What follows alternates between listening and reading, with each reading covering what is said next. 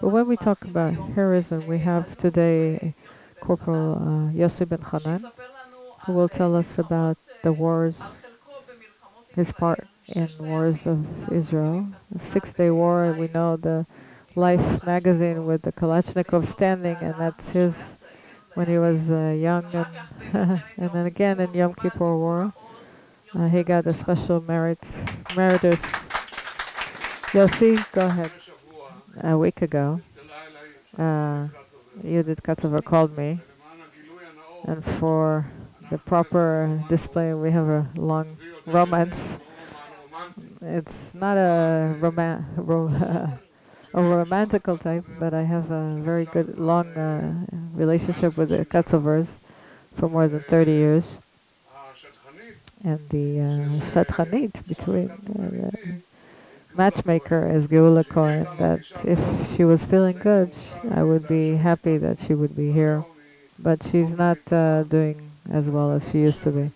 God willing, she could get better, and we could again travel together, because she's a very good companion for traveling in Israel, and I at least once a week go visit her.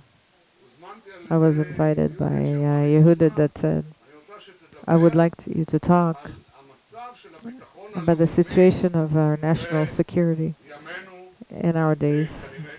And she meant after the elections. And I said, I don't deal with anything political, and I never dealt with anything political or activism.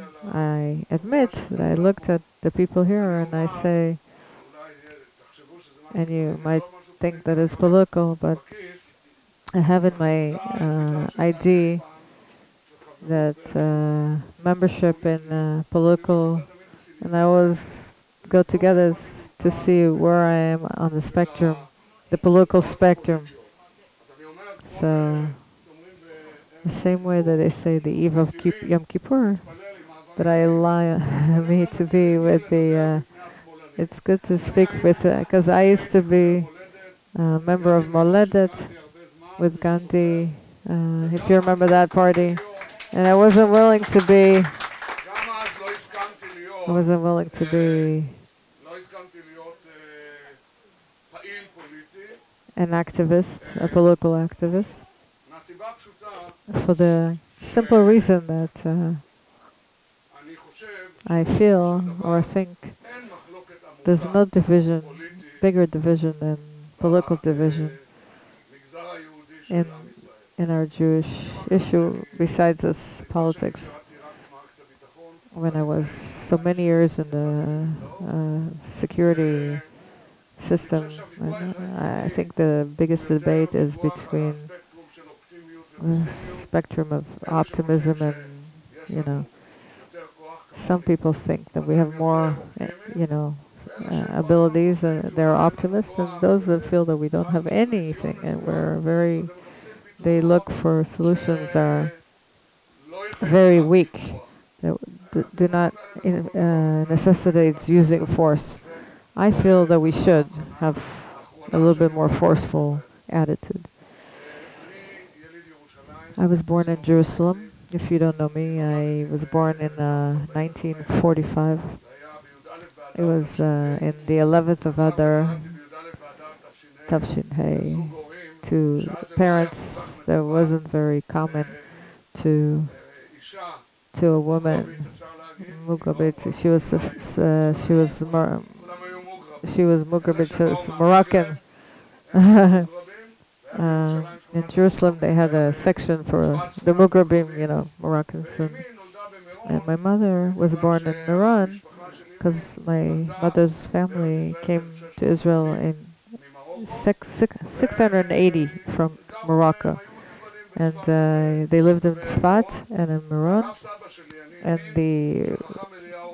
I'm great-great-grandfather of mine, Rabbi Abutbul, was a big rabbi, and my father came from Germany and was born in Poland, and it was Michael Zemer.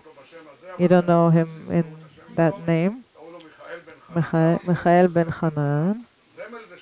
Zemer is Zemel is a very Hebrew word. Source of Levi tribe. This is a shortcut. Avshalom Kor did Michael Ben-Hanan was Zemel. Zemel means a shortcut, a source from Levi tribe. But the head of the British radio in 1944-45 said to him, listen, you were chosen to do the workout of the morning. You can't, at the 2 hours that we save for this thing, the Voice of Jerusalem, of the British, they had 2 hours from 6 to 8 in Hebrew, and from the 2 hours they had 10 minutes, 15 minutes for workout, and my father was the one who did the workout. And Nadia, remember, he was coming to the synagogue in Yamin Moshe, and he used to come the first time, it was Thursday, and did his morning Michael Zemel. So the head of the radio says, if you want to continue on Sunday, come in a Jewish name. He was British. And he says, but this is my name, it's in Hebrew, it's a shortcut. It's like, no, no, no. So on Sunday, he really wanted this work. It was just 1 lira per month. But he was doing this every day. At 6 o'clock in the morning, he would go from where we lived in Sha'ar Chesed to Nachlat Achim neighborhoods. There was Nachlat Tzadok. Today is can't affordable anymore in Nachlat Tzadok, in Israelis Road. I couldn't afford buying an apartment, and so he used to go to the synagogue, and he went to the Torah, and he came with a solution. On Sunday, he says to the technical person, introduce me, Michael Ben-Hanan Alevi, which is his grandfather was Hanan, and from then on, he was called for many years in the radio Michael Ben-Hanan. And from Gimnasia, the high school, he was teaching physics and gymnastics, and he was a famous Haganah commander, and he has a name of a place, there's a road called after him, near Malcha, near Holy Land, under Holy Land Hotel, as a road called after him, Michael Ben-Hanan, in brackets they put Zemel. So I was born in 11th of Adar, Tafshin Hey, 1945. It was, my mom had all kinds of problems, and they lost the first child, and then my sister was born, and then we had another sister that died, and I was born. And I was born on a snow day in Jerusalem, in Sha'ar Tzedek, where now it's the publicity and radio. So, and my father came into the birthing place, and it wasn't common. I actually took a video of my sons being born. Now it's common, but then nobody came into the birthing, and the nurses were German, and he knew German. He was from Germany, so they let them go in. And he says to my mother, Sarah, you have a son, and you know what's the date today? It's already Shabbat. It's the 11th of Adar. And 11th Adar was the day, the 25th day of Yosef Trumpeldor until Chai. It was the yearly memorial for him. He was killed on that day. And he said to her, Sarah, we have a boy. So it's 25 to Yosef Trumpeldor. So she says, so we have to call him Yosef. So it's not a big deal to go around to roam around from first grade, and you know that you were called on the name of Yosef Trumpeldor. I was so small and so skinny. And I wish I was as skinny as I was then. But I was called after him, and I felt all my life that I had something, and it was like a commandment and demand for my life to be with the name of a big hero like Yosef Trumpeldor. I grew up in Jerusalem. My parents, as I said, was the teachers. My mother was in Lemed, high school in Hartzion, and she went all over the girls' school to. There were only religious girls, and she was a daughter of a rabbi, Yitzchak Abutbol. And father was very traditional, was not like me, doing everything. Wasn't draconian about every mitzvah, but it was very traditional, very rooted in Masoret and tradition. He knew the Bible, Talmud, as it was customary in those days, and brought me. When I grew up in Beit HaKerem, we were in Nachlat Tzadok, then we went to Beit HaKerem. In Shikun Ariel, the people that served in Haganah, they were members of the Haganah. And the house we grew up in, we had a neighbor on the lower things, the Ev Sherf, that was minister. He was also the Ben Gurion's secretary. And they were our neighbors, and everybody was very esteemed, very Zionist, and they brought all of us kids to this building. Very, very big values, Zionist values that were very deep. And I was also beginning with the age of 6 on. I was a kid that was felt very religious, and I studied in a non-religious school. Kochava Abutbul, the grandma, I was responsible for Safta, for grandma. And I would go with her to David tomb that was close to the old city, to Har Zion, 3 times a year. She would open her thing, give coffee to everybody with her little bottle. She would take me, they didn't have Yad Vashem yet. She would go to the Holocaust Memorial Museum and she will say, Yosef, poor the Ashkenazi. They didn't deserve so much what happened to them. Poor guys, the Ashkenazis. She didn't know to read or write. And she was one of the women that was smartest women I ever met. Little woman. She had the head cover on her hair, and she would tell me, Yosef, never lie. You won't have to remember what you said. So then, when I lied, I would say if I never lied. But when I did lie, I paid a very bad price that I didn't listen to my grandma. And when I was 16, I wanted to go to yeshiva, but I was in a gymnasia in Rehavia, in high school, and I tried. I was interviewed, and I wasn't accepted to the yeshiva. And on that day that I wasn't accepted to the yeshiva, my father went in the street in King George and met his good friend Professor Zev Vilnai, and they spoke. And my father spoke about me, and Zev Vilnai spoke about Matan Vilnai that was a year before me in the gymnasia, and I didn't see him that year. It was 1960. And I told him that I wasn't accepted, they don't want to take him to yeshiva. It wasn't a process of trying. I understood you can't. They opened me a Gemara Brachot, page 2 in Aramaic, and it looked like Chinese to me. And I understood a little bit. I missed the opportunity to go to this specialty people. And I was very disappointed. And father came, it was the same day. He says, Yossi, I heard there's an army place in Haifa, maybe you could go to that school, go there. I didn't get along with my mom because of my grandma, and I didn't get along with her, and I wanted to go to study outside of the house. So father called to Yosef Geva, who was then the head of instruction in the army. He was married to the daughter of my aunt, Shoshana Geva, who was the mother. I'm I'm in the family. So what happened?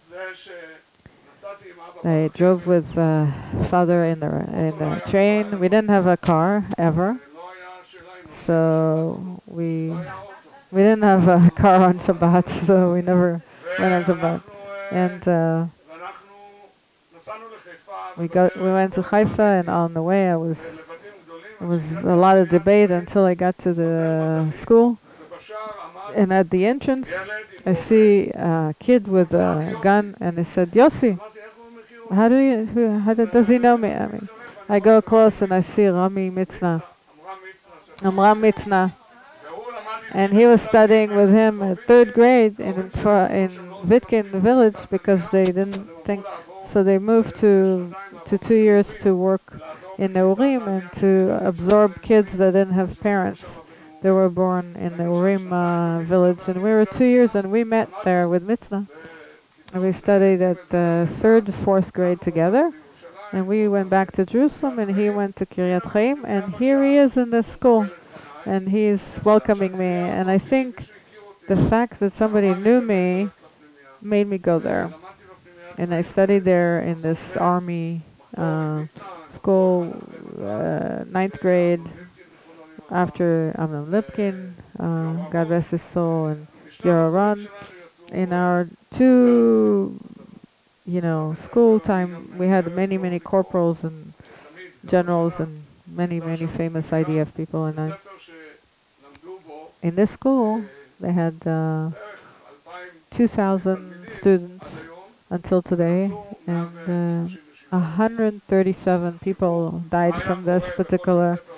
Just imagine if you have from 2,000 graduates, there's 137 people that died. But this is an IDF. We were educated to be big army soldiers, and in 1963 I joined. Mitzna, me, and 20 other boys, and now we're only 18 left from the 22 that we knew. And I always say in every meeting we stop on that because this is living, and we want to continue that way. And we're all 70s. I was 70 at Yud Aleph Adar, the 11th of Adar. I always go to Tel Chai, and I do my birthday in Tel Chai near the grave of the 8 warriors, 2 girls and 6 guys that died in 19 Tafreshin Bay. 2 died in my birthday, and 2 and the rest the weeks afterwards. I want to talk about 2 events in my life that, and I'll do it short. One is the 6-Day War. There's no, we had a photographer that his name was of the Life magazine. His name was Dennis Cameron. God rest his soul.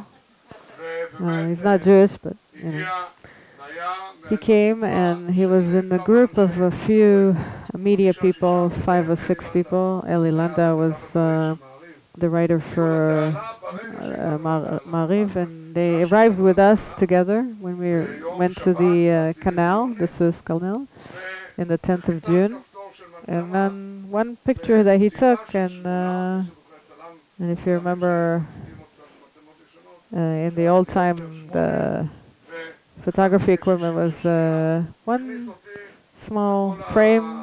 Got me to all the media till today. Every book about the 6-Day War, you could see this particular famous picture, standing in the Suez Canal with the Kalashnikov in my hand. And 3 weeks ago, Vice Corporal Yonah Chatzor was died at the age of 96, and he also took a photo into a movie that they found only a few years ago. A movie, and then I was just a model, because the sea getting into the water, and from a different position, Dennis Cameron took this famous photograph. And I want to say a few words about the 6-Day War, and after that I want to go from that to a few days, 4 days in the day Yom Kippur War. There was in 73. 6-Day War. I was. Where's Nadia? She had to go. Nadia, I saw that she has very good, because she goes with her son is from Troop 7. Her son is in Shirion, which is 7th, command. I started when we went to the army, we came from the school, the army school, so did a shortcut for us, and we went straight to the tanks.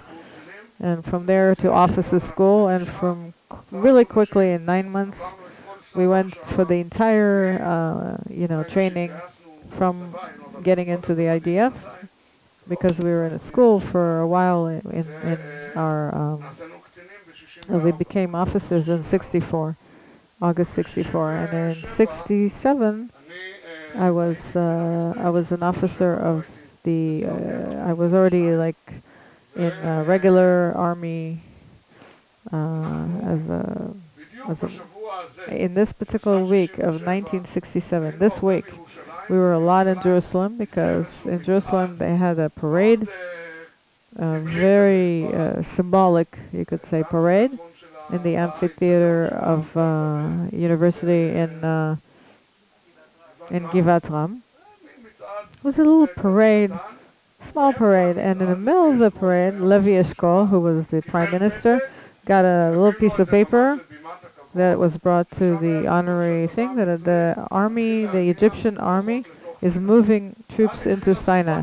And there was this time period from Independence Day till the 5th of June, there was the day, Monday, when we got into attack into Gaza Peninsula and then to Sinai. And I was the head of operations of this particular,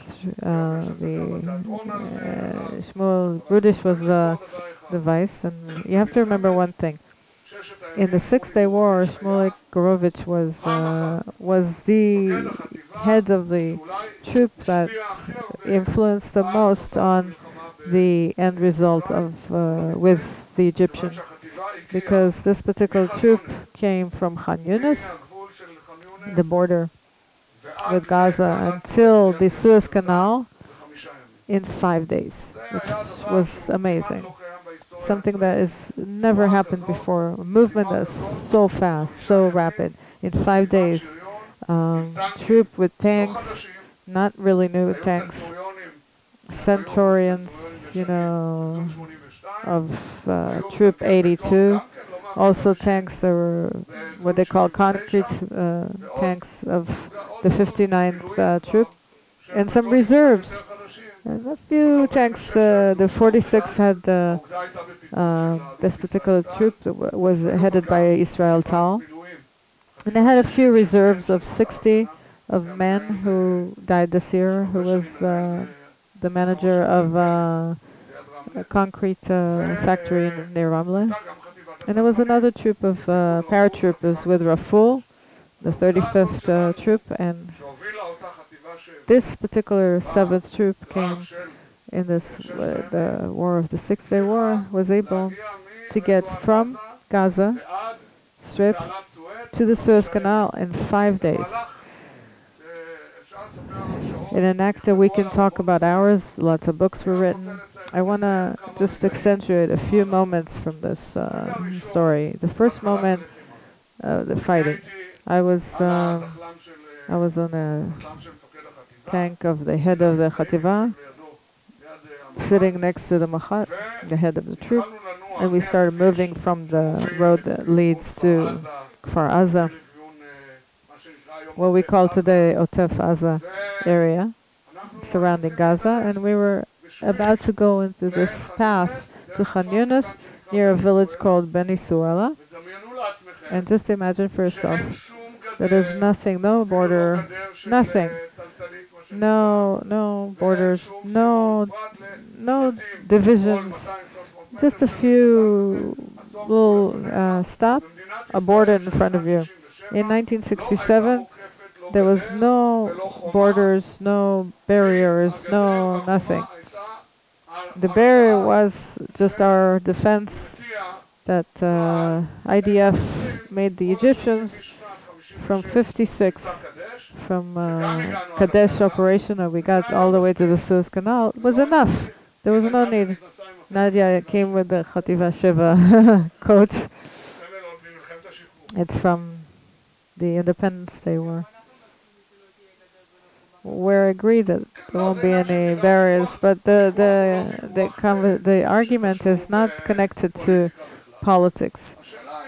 The question is, do we need a barrier or not? It's not an issue. I'm just showing you that what I was surprised by, because we were not near this border.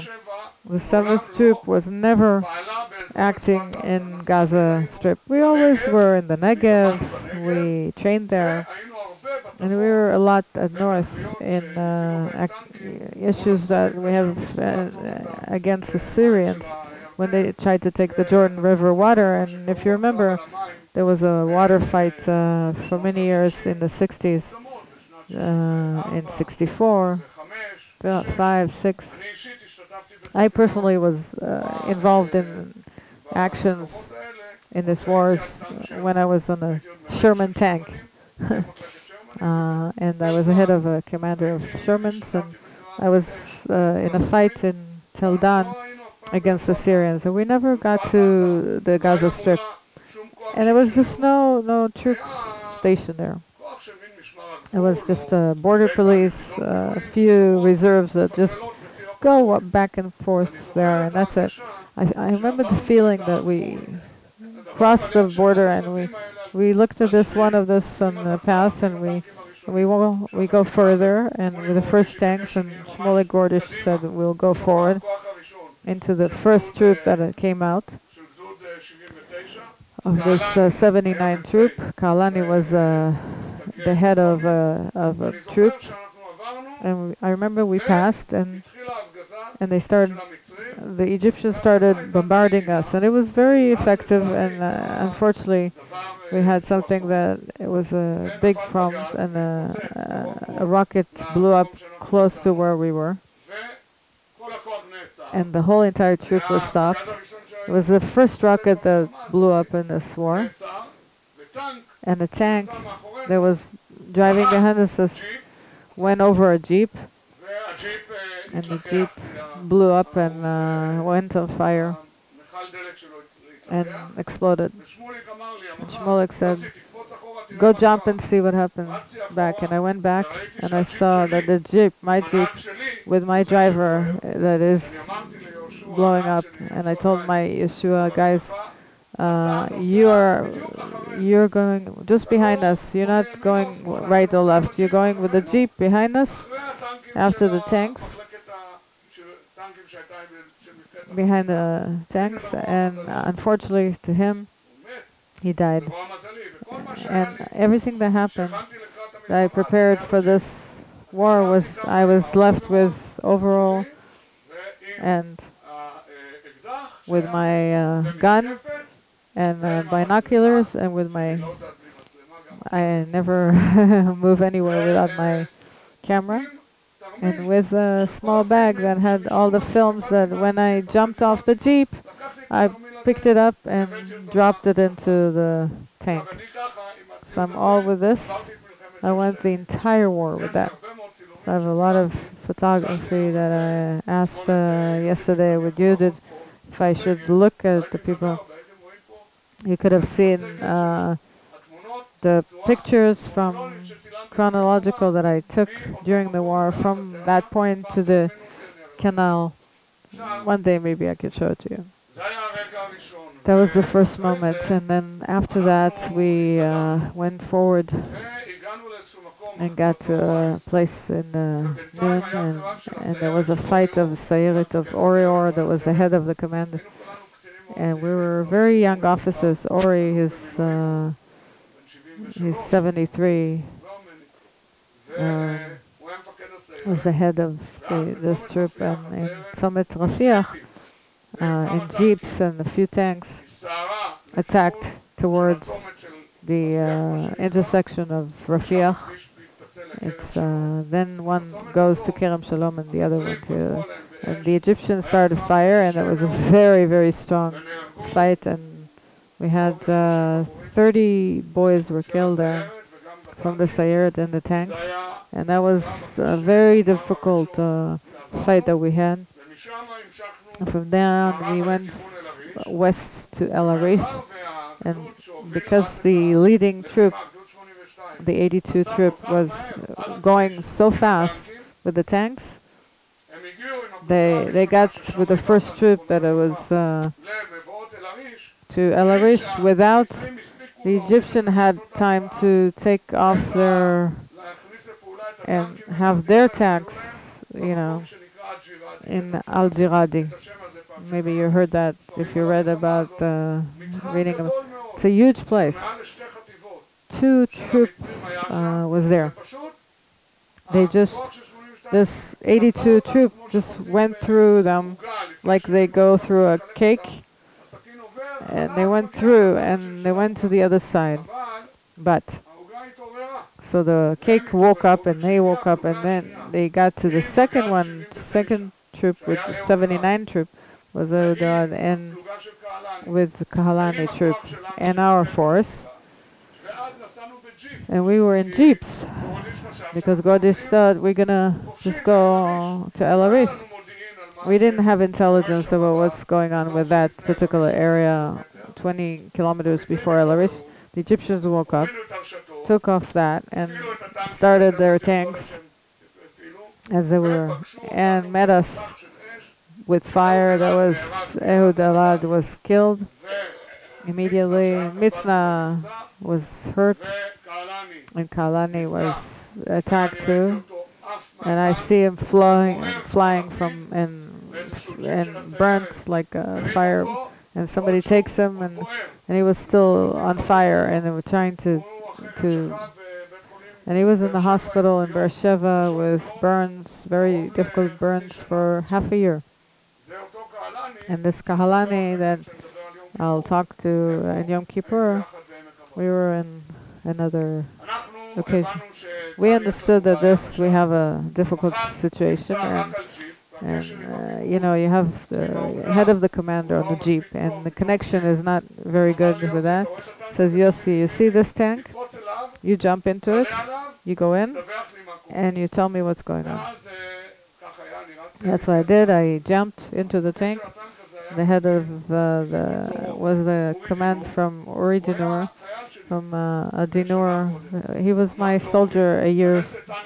Get into the driver. I'm taking command of this thing. Take it out. And we're gonna go and see what's happening. And so we went and we saw, wow, there's like a whole entire Egyptian troop there. I gave this report, and we decided attacking them. And Chaim Erez arrived and took over command. He was Luf commander.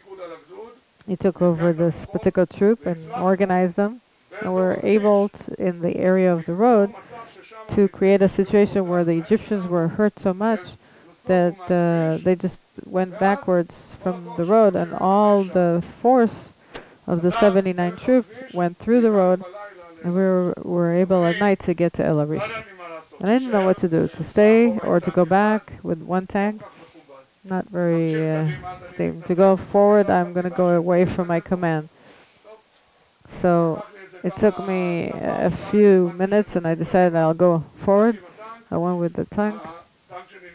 My tank was hit twice on this way by Egyptian tank, but it didn't stop us. It didn't go through, and that's the whole idea of a tank. So these 2 rockets did not hit us. They almost, but we were able to go forward, and we got to El Arish. I was already there at night, and I didn't see anything. We didn't have night vision or anything. I see just a silhouette, like a big thing, welcome to El Arish, and I'm the son of Sarah, the teachers. I had a very beautiful Hebrew. I said, then I am standing near the obelisk. Chaim Erez heard me because he couldn't hear me well, because you know, my antenna was not working very well. They heard that I'm saying I'm near the obelisk. So they look at the map and they look everywhere. Where is the place called obelisk in the code maps? And I'm like, so where are you? Where are you? So finally, I was afraid. So I had a flare out, so they'll see where you're 100 meters near. Are you near these things? Why are you calling it an obelisk? So that's how I joined with them, and we were at night, and I jumped from here. The days of Tuesday, Wednesday, Thursday to Friday. It was just movement that was classical. I don't want to say that the ugly word of in German, but it was a blitz. We have a blitz, a quick war that we had according to the doctrine of Rommel and Guderian and other strategists that made this, that you don't clean, you don't fight for each thing, but you just go forward use the firepower and go forward, and to get deep into the enemy's lines and break him, because they will feel that there's no reason to fight because they see us there. And that's what we did in the 6th War. Air Force killed them from above, we destroyed them, and the armory went forward, and that's what exactly they didn't do in Sukkot or in 2006, but I'm not critical of that, but it wasn't the same situation, the same war, it wasn't the same target. But in the 6-Day War, we got to go forward and to go deep. So they'll be collapsing from the fact that we are already near the strategical targets. That the furthest it was the canal, Suez Canal. So we arrived at the Suez Canal the night before, between Friday to Saturday,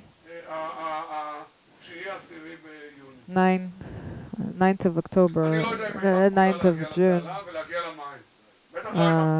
There wasn't an attack, there wasn't a command to jump into the water, but I was already had a lot of fighting of this week, and I joined the Sayeret of Orior, and Shmulik gave me like a prize. He says, you know, you were so good all week, you're gonna join this head command and go to the Suez Canal. And I went together with Ori and Eli Lichovich, the head of this particular troop, with a few tanks. And we were going down towards the Suez Canal. So the Air Force was going the western side of the Suez Canal early in the morning on Shabbat. Suddenly we saw from north a jeep, and on the jeep was Danimat from the paratroopers and 2 officers of his. And we asked, where are you coming from? We're coming from Kuntra, from the north. And Kuntra, we got to near the Suez Canal, so we came down to get physical connection with you. So there won't be a situation where we are fighting, not fighting each other. So we hugged each other, and there's a famous picture of, because I took the photos. So we got near the Suez Canal, and I thought that we don't have any way to show you this, so I brought the newspaper. You could see, if I was a girl, I wasn't bringing it. Nobody at 70 wants to show me at 22, but that's me when I was 22. 10th of June, 67, in the Suez Canal, and that's the overall, and that's and I wrote on the gun my name on the Ben-Hanan, as you could see. That was a Kalashnikov, the Russian one. That's called an AK-47. AK-47. Kalashnikov. And when I was the head of, for 11 years, I met more than 10 times General Kalashnikov, Mikhail Kalashnikov, in all kinds of events. And he died 2 years ago. And he used to live in the Ural Mountains. And his daughter used to come with them to events. And when he met me for the first time, he says where he lives in the Ural Mountains. And he has a big merit. He created the most important gun. For many years they used them in IDF until the Galil and the Tavor guns. And the Galil is a copy of the Kalashnikov. So it was an invention that was a very good invention in weaponry in the 20th century. But my Uzi was left in the Jeep, and I only had just a gun. It's not exactly very safe. So I took in El Arish a Kalashnikov like that with enough bullets, and for years I used this weapon. Not this particular one, but this one I gave to Eli Landau. When he asked me, I had a few in the Jeep in the canal, and I kept the strap. So the original strap is with me. We got to the Suez Canal, and we thought, in a minute, after the tanks and after all the troops coming and the jeeps and all the helicopters, the old helicopters, we'll see suddenly a white donkey with the Mashiach, and here comes the peace. We really thought. It was a feeling on the 10th of June, 1967, that a Mashiach is coming. We heard on Wednesday, Harabait was, the Temple Mount was with us. I heard it in my earphones, and I said to Shmulek, you know what they say now? The Temple Mount is in our hands. Shmulek was from Jerusalem, and he went like electricity with all the connection, the communication connection. But it turned to be. I'm going to say this, and it's very sad. That was the Six-Day War. It was very important. With no doubt, made our stand up straight, not for Israel, the whole entire Jewish nation all over, in historical perspective, changed their way of looking at things on the 10th of June, 1967. This war,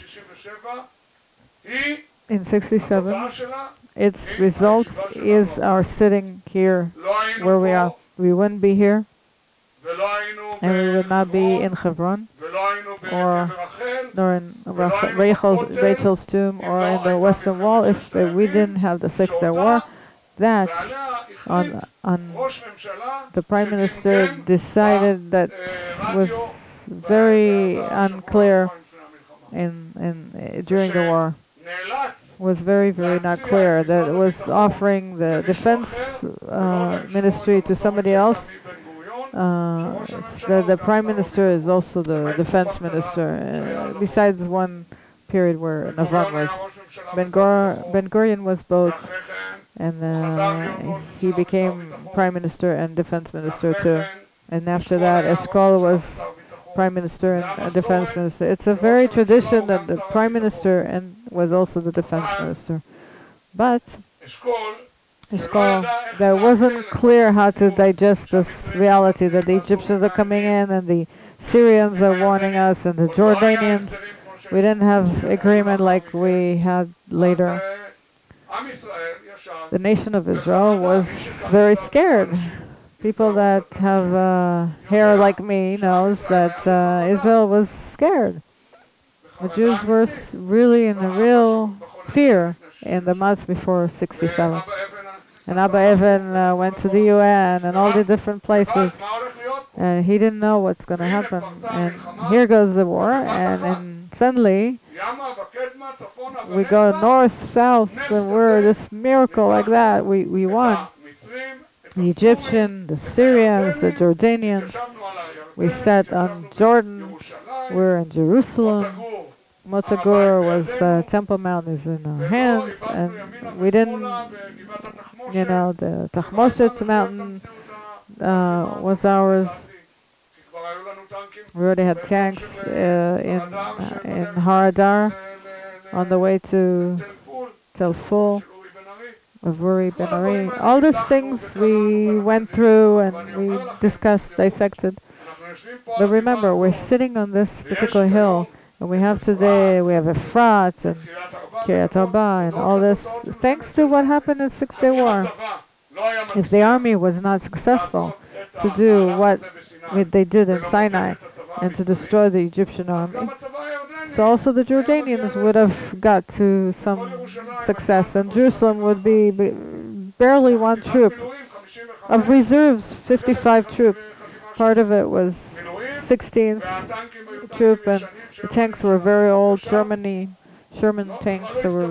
They didn't have a plan to, occupy the what we call Judea and Samaria. I was young, but I knew the whole plans. There wasn't any plans, but a big miracle happened. That IDF in 6 days was able to win. It's like a story from the Bible. It's like occupying Jericho 7 times, and the whole walls fell down. It was exactly like that. This is why I say to you that we were very surprised, or a little bit surprised, that Mashiach wasn't there. And he still is not here. Why? Because very quickly we understood after the war, it was in October of 67, that to destroy a country like Egypt, you could do in the outside in Sinai. But the state of Israel is not such an ability and to deal with a country with 30, 40 million. Now they have 80 million. And the Syrians were like 20 million. Look how they're fighting within themselves, and they lose hundreds of thousands of people, and there's no conclusion. They have a sustenance that is a little bit stronger than a state that has one person, in jail. They release 1,000 or more people for him. It's not a customary thing in the modern war. Even the Americans didn't release to get all their people that they had in jail. They had other strategical thoughts or decision making.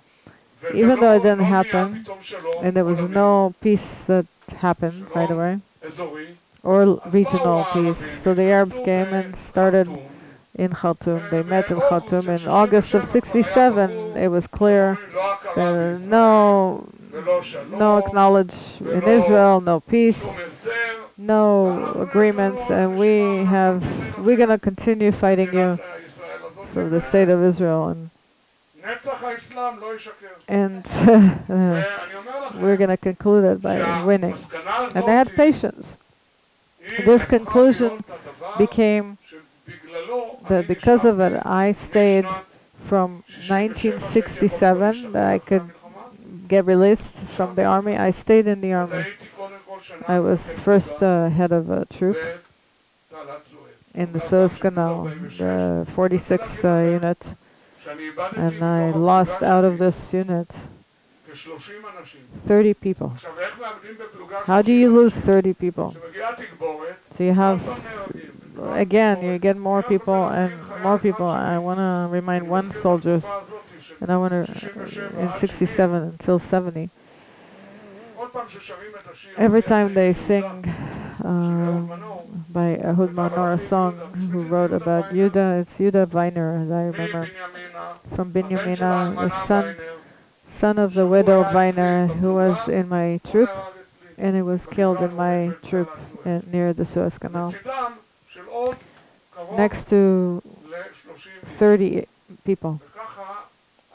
And I was head of command. And I wanted to go to the Technion, and they convinced me, and I was 1 year a higher level. I was the head of 46, and I stayed at the Suez Canal. And they said, stay longer. And I became an officer of the 401. I was 3 years in the Suez Canal until 70. And in 70, I finally left, and I wanted to leave the army altogether. And Tal, commander, convinced me they'll get a break with no pay. And first I went to Tehran, and from Tehran I started on a trip that went all over the world, typical Israeli.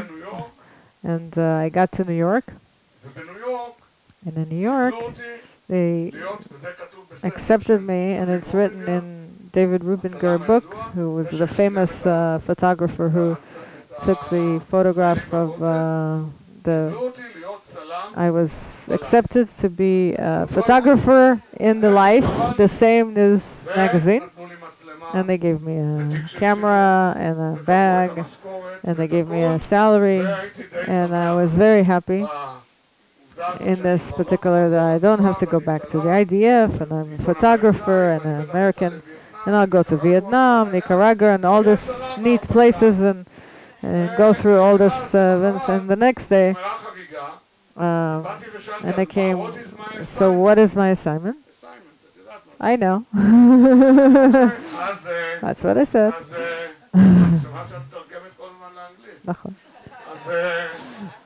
So I'm sorry. I'm translating into English. So. Assignment? You're going to be assistant of David Rubinger in Jerusalem. So I'm going to hold the cameras for David Rubinger, the cameras. And from here and there, I'm going to take some pictures. And I said, what? How? Going back to Israel to be an assistant photographer? I didn't have any money. And I took a quarter. Yes. And I put a quarter in the phone, in the public phone, in Fifth Avenue, and I called collect to the Tal command, and I said it was already early in the morning. Oh, it was early evening. It was morning for me, and he answered me, and he says, "What's up? Where did you disappear? I didn't talk to you for months." And said, look, I'm from Japan, Honolulu, and I'm in the States, and now I was accepted to be a photographer, but there's a small problem. They want to be a photographer, as assistant of Rubinger in Jerusalem.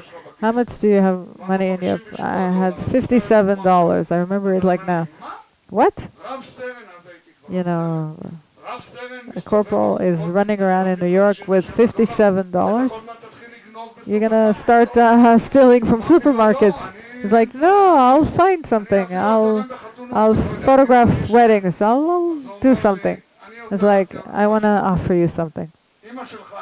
Your mother was my son's teacher in the university. So I owe you for your parents. Go to the minister of the defense minister. Until you get there, you'll walk there. And by the time you get there, there's going to be an envelope with $1,000 that I'm give you and after that, decide if you want to accept my my offer. I'm going to be assistant the commander, and I'm going to talk to Musa Peled, who's the commander here, and I'm going to give you 2 months to go around. But if you come back in October, you're going to go to PUM, a special school for commanders, and you're going to be the head of the... I was only 26 then, to be a head of a command post, and also buy a very good camera, and you're always gonna use it. And I came back to Pum. In 72, 71, I was the head of 58 troop. I was the youngest one in the whole command. I was vice commander. At the age of 27, I was in the Ramat Golan for 2.5 years. And I had an incident that happens at times. I got married. I'm one of those who get married a few times. And I married a very wonderful girl, Anati. And we got married on the 13th of August, 1973. A week before I finished my schooling. And on the 20th of August, I was finished. I went to Erez and we went to honeymoon. I wanted to show my wife, my young wife, how I saw India, and in Iran, Hodu, and Nepal. And that's it. We went on a trip.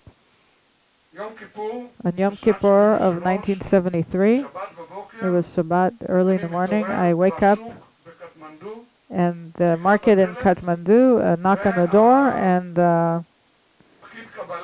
in the hotel is $5 a night, as you know. Knock on my door and says, Mr. Ben-Hanan, Mr. Ben-Hanan. I open the door and I see earphones, and he's a radio, he listens to the BBC in Nepal. In the phones, they didn't have like now, you know, what's up. So, says there's going to be a war with you guys in Israel. And I listen and I see it on the radio. At that time, there was something like 6 o'clock in the morning. In Nepal, it was 10 in the morning. 4.5 hours difference. I don't know I'm in Nepal. A war in Israel. My troop, I moved to odd areas. Not simple. I ran to the consulate. I woke up the consul. It was a very simple consul, not high intellect. And he says to me, "What's up?" And I says, "There's going to be a war in Israel." And he says, "No, how do you know?" I said, "The receptionist in the hotel loves radio and he listens. If I don't know, he doesn't know." That fits. Have you ever been to a consulate? If I don't know, nobody else knows. And I says, "But I'm telling you, he told me and I heard it." I says, "Okay." I understood with him I'm not going to get anywhere. So I remember that I saw in 1970 in Nepal, and there was a consul that was American. Now let me try with her. I'm a little bit more understanding. So I ran to the American consulate that wasn't far away. The 2 Marines stopped me. I said, "I want to talk to the consul." It was the same one. He comes out in pajamas. Not that she was observing Yom Kippur, it was Shabbat. She comes out. "Hey, Major, Lieutenant Colonel for you." Now, so she says, "What's up? Look at your, if you have communication with this." She goes on, she comes out, "There's going to be a war with you." My consul is a little cuckoo. I'm not able to talk to him. "Please let us go back to Israel." She says, "Tomorrow in the morning, there's the first flight. I will take Americans off the plane and I'll give you 2 spots." Because our airplane was in November, so we just started the trip in Nepal and everywhere. The story is not simple, but it went this way. It was Kathmandu, Delhi, Bombay, Athens, and in Athens we arrived on Monday. The Israeli consul was an angel, Yehuda Golan, And he knew there's going to be a war because it was already Monday, so he already knew. And he also waited for the head of the hospital in Hadassah that was on this particular airplane from Bombay to Athens, Professor Mann. And he met me, he knew my father. We get off in Athens, we ran to Plaza Syntagma, and I called from there, from public phone call to my father. We're in Athens, we're coming back, what's happening? It's very bad.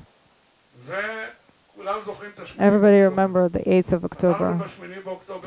8th of October, we came back on the first flight that came from Athens to Israel. I got off the airplane. I ran to the reception. I see somebody give me, and it's a Ruth Barak. Yossi, what's up with you? What are you doing here? What do you mean? Where are you coming from? The States. He was also a lieutenant corporal. And there was the run at the end of it brought to at night. I was already in Ramat Golan. And there I was left from the 188 troop. Ben Shalom was killed, the vice was killed, the head of Beni Katzin was killed. The whole entire troop that was my troop was shattered in the entire western area. The second troop is connected together, and I tried to arrange 11 tanks that are willing to go out on Tuesday morning. Yom Kippur I had only 3 days. On Tuesday, 4 days. Tuesday, Wednesday, Thursday, and Friday. On those 4 days, I was able to rearrange the whole was left from this the 188 troop. And the first day, I got in a critical with 11 troops to the Emek HaBacha. You know, there's the valley of the Bacha. And this troop was, as soon they couldn't make it there. And Janusz, that was the head of the troop, said to Raful, the head of the troop, I want permission to go back, to go to the north, and if you got out of that particular road, it would be the fate of the Ramat Golan. They had 150 tanks with Rifat Assad in command, which was very, and at that point 11 tanks are starting to move with Raful towards the 7th troop, and it was a fight against the time. And Janusz says to Raful, I give you permission to Tiger, to Meir Zamir, to go back to the western, southern part of the Bacha Valley, the booster area. He says, please make it 5 more minutes. And he says, I'm giving you, I don't see anybody. The troop of the exercise of the morning is towards you. They called him the exercise in the morning after years of, but that was the beginning. We got there, we stopped near Janusz. He explained the situation, and we went to attack against the Syrians that were going forward. Tiger went back, and we went into those positions on the eastern of the road, and we were able to stop 80 to 50 Syrian tanks that saw them in, just like you could see this the car of Khalfon. Just twice as much. There was the distance, the first tanks that we saw. It was just an unusual distance, and we stopped them, and we started going forward. And in that particular spot, this particular thing, Shmulik Askarov was hurt, got a bullet in the head, and it was reported that he was killed. It was very difficult. But not to keep you in suspense, when I got to the hospital after I was hurt on Sunday, near my bed came a woman, and I didn't have my glasses, and they went to install me because I broke mine. And I hear her voice and I say, Tova Askarov, and I say, Tova, I gave a command to Shmulek to go to the hospital. He went back on the tank. She says, the doctors, there might be a miracle. They said I'm okay, and I'm not going to die. She's like, no, no, no, no. The doctor says that there will be a miracle. And then I understood she was talking about Shmulek, that it was told that he was dead. When they brought him to the, they put him with the dead. And a young doctor saw a moving body part, and they brought him to the hospital and the helicopter to Rambam. And he had a most intense surgery for many, many hours. He took him to Bed Levingston, and I wanted to bring him here, but he didn't feel today very good, and I would have brought him here. But he made it. In this particular fight of Yom Kippur, led me at the end of this particular fight on Friday, I was led to tell chants 27 kilometers from Damascus, and there Assyrians were able to 6 tanks that I had, 4 tanks, and I was injured badly, and I found myself near the tank. I flew off the tank, and it was very difficult, and I wasn't able to move, and I was still unconscious, and I said to the driver who found me, jump to the tank, and on it there is a communication thing that Yoni Netanyahu that was under me. Yoni Netanyahu, the brother of Bibi, was in my command, very, very small command. And at night, he gave me his communication thing. Janusz was calling me, and I wasn't answering, so it's hard to go to change the frequencies, so I couldn't do it quick. And Janusz was getting mad. So here was a new communication, and take it and answer him. So I did that, and that was helping the communication. But I remember there's this one communication, and it's on the top. So I told Zvika, jump, trying to bring water and come back before the tank is going to blow. So he did that, and he got a special command that saved my life, and he was just an 18-year-old kid, soldier, and I was lying there 6.5 hours. Yoni Netanyahu heard the conversation in his, he heard, and he volunteered. He told Janusz, I'm going to try to take out Yossi. And they got two special evacuation, and they had a doctor and a special at 9:30, and they were able to find me. They got to my tank and found me next to the tank. Wait, guys, that's an alarm. Wait, that's a siren. That's a siren. That's a siren, no? That's a siren. Guys, yesterday there were rockets, 2 rockets, by the way, so we had 2 rockets yesterday. אתמול היו 2 טילים בעזה. בברור חיל, נפלו 2 טילים בברור חיל. לא, אני אומרת, היו 2 טילים בברור חיל.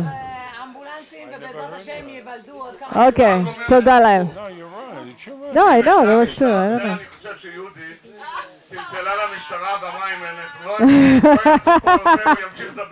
He's going to talk till the evening, so they did some sort of a provocation.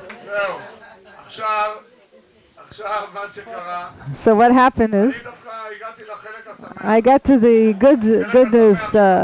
I found myself in the hospital in Rambam after 2 pilots that were able to take helicopters into the Syrian area and take me out of there.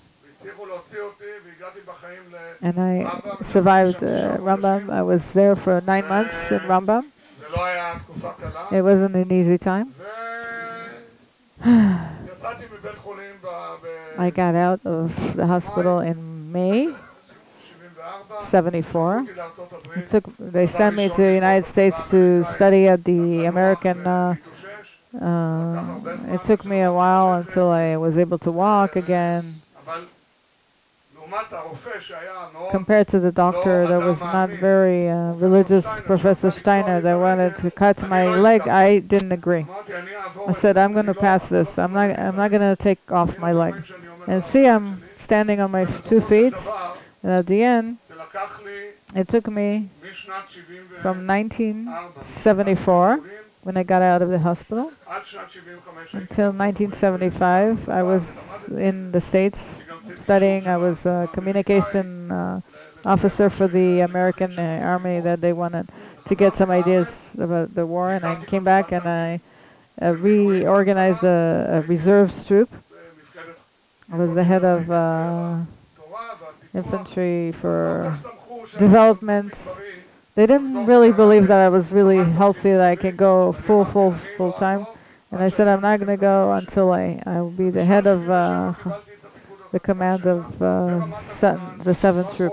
And I was, I got it 2.5 years. I was the head of this particular troop, the 7th Group. And then I decided to leave the IDF.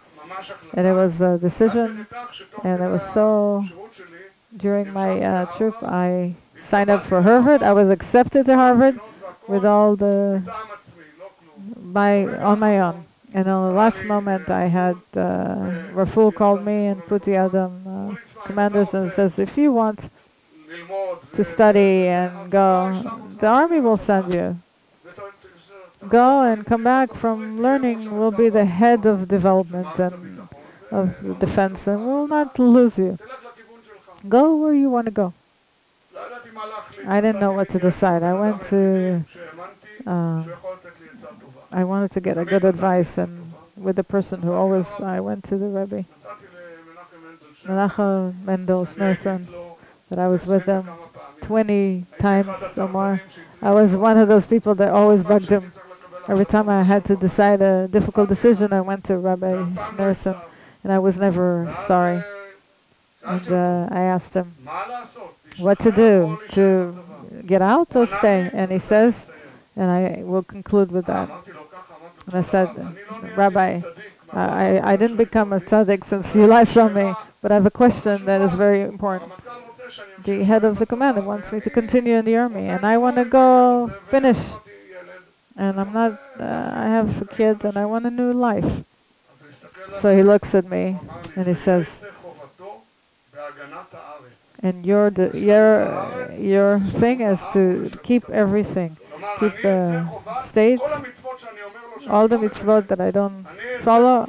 You're coming out with the command of having the fulfillment of the country, the state, everything. Perfection of all those. If you're not doing those commandments, fine. But if your job is to do the defense. I don't know how many rabbis have the strength to stand in front of a lieutenant corporal and say, and your job is to defend the nation. And I said to him, I hope the rabbi that will have the energy and the force to do all these three. And he says, and it's actually on film. He says, you know, strength you have, but when the strength inside a box is the opposite of energy, and you don't have to be explained about that. And that's how the Rabbi of Lubavitch said that. And I said to the corporal that I'm staying. I learned at Harvard, Stanford, and I came back, and I was the head of the head of MOP, which all development strategists. And again, I want to come out. And again, Moshe Levy says, listen, I want you to be the head of, now that I'm going 4 years, I have to put high boots. He says, we need you in infantry. And I went to the Rebbe, and he says, you stay. And I stayed. And I was the head of the command of infantry for 5.5 years. And in the end, despite that I was infamous, I was a very good friend of Gandhi.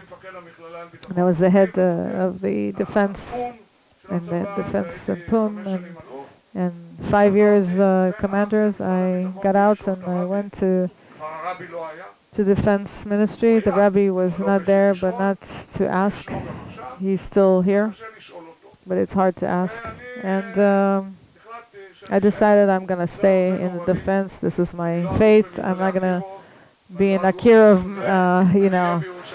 I'm gonna be in Jerusalem in a small flat, and occasionally I'm gonna be married and divorced and everything. The world behaves as usual.